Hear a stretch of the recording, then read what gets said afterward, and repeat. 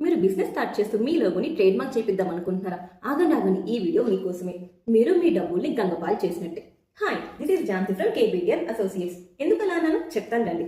ఇప్పుడు మీరు మీ లోగోని trade mark చేపిస్తారు, కానీ బిజినెస్ స్టార్ట్ అయిన 1-2 months లో ఆ లోగో మీకు అపీలింగ్ గా అనిపించకపోవచ్చు, కస్టమర్స్ ని అట్రాక్ట్ చేస్తున్నారు అనిపించకపోవచ్చు. అప్పుడు మీరు డిజైన్ మార్చాలనుకోవచ్చు, ఫాంట్ ఆర్ కలర్ మార్చాలి అనుకోవచ్చు. కానీ మీరు లోగో ట్రేడ్ మార్క్ చేసేస్తే ఒకసారి ఆ డబ్బులు వేస్టే, మీరు చేంజ్ చేయలేరు. డబ్బులు ఎవరికి ఊరికే రావు కదా, మన గుండంతో చెప్పినట్టు. సో మీరు ఫస్ట్ ఏం చేయాలి? మీరు లోగో ట్రేడ్ మార్క్ కన్నా ముందు చేయాల్సింది word mark registration. For example, ఇప్పుడు ఇవానా బొటిక్ అని ఉంది.